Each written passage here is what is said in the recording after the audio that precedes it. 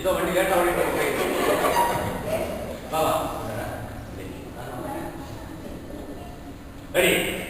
பாத்தீங்களா, ஒரு ஊர்ல ஒரு வில்லுப்பாட்டுக்காரன் போய் கதை ஆரம்பிச்சார். ஒரு பெரிய பணக்காரர் வந்து உட்கார்ந்துட்டு துண்டத்துக்கு சொல்லப்பட்டு ஆரம்பிங்க அப்படின்னு. இவர் அப்ப மறுபடியும் ஆரம்பிக்கிறார். தசரதராமன் ஸ்ரீராமன் அப்படின்னு சொன்ன இன்னொரு வில்லுப்பாட்டு இன்னொரு வந்தார். அவர் வந்து உட்கார்ந்து துண்டத்துக்கு போட்டு ஆரம்பிங்க அப்படின்னு மறுபடியும் இவர் ஆரம்பிக்கிறார். கடைசியில ராமர் பட்டாபிஷேகம் இல்லை, ஒன்றும் இல்லை. கடைசியில் தசரதராமன் ஸ்ரீராமன் அங்கே நிற்க எல்லாம் வந்தாச்சா?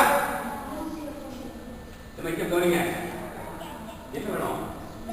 இன்னும் ஒரு சலசலப்பு. கிளாப் 1. பரவாயில்ல, பழக்கம் இருக்கு. Ready, clap 1. இந்த ஊருக்கு கை தட்டுறாங்க.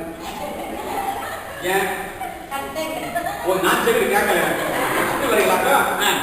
நான் கேட்கல. எனக்கு எல்லாம் நீங்க கேட்கும். அதனால எல்லாரையும் பார்த்துட்டு அவனுக்கு கை தட்டு. என்ன என்ன சொல்லுவீங்களா? உங்க பேர் என்ன? என்ன பேரு? காளியம்மாவா? காளியம்மா. காளியம்மா எங்க அம்மா பேரு.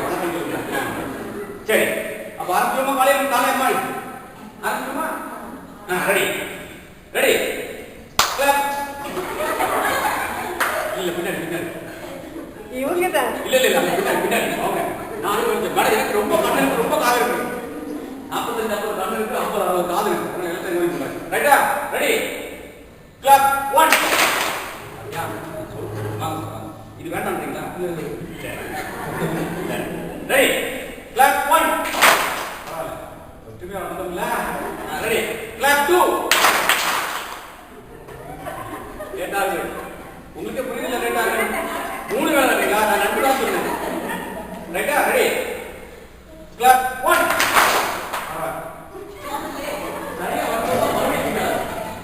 சரி, ஒரு தவறுக்காக இல்லையாப்பா? நியாயமா தானே? விட்டுருவாங்க. Ready ready, clap 1. பரவாயில்ல, வந்துட்டீங்களா? கிளாப் 2. கிளாப் 3. யாருக்கு நான் முடியாது? முடியாதா? முடியல. முடியும், நம்பணும். சரி,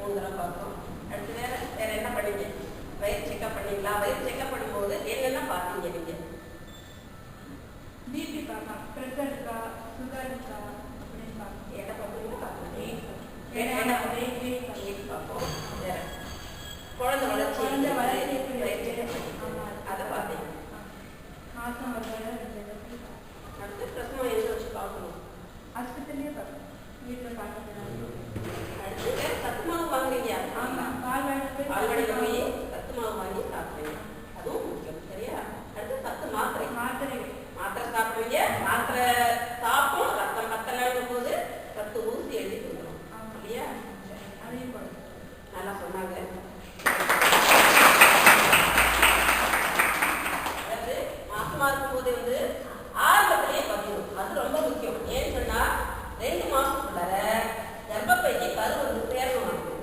ஒரு சிலருக்கு என்ன ஆகும், கர்ப்பப்பைக்கு கரு வராம சைட்ல 2 டியூப் இருக்கும். அந்த டியூப்ல போய் அந்த கரு தங்கிடலாம். அப்படி தங்கிச்சுன்னா நமக்கு தெரியாது, வயிறு வலி ஆரம்பிக்கும். வயிறு வலி ஆரம்பிச்சு வளர வளர என்ன ஆகும், டியூப் இருக்கிறது சின்னது இவ்வளவுதான் இருக்கும். அந்த டியூப்ல கரு போய் தங்கி வளர்ந்துச்சுன்னா என்ன ஆகும், டியூப் வெடிக்கிற நிலைமைக்கு வந்துடும். அதனால நம்ம ஆரம்பத்திலேயே ஒரு ஸ்கேன் பார்ப்போம்.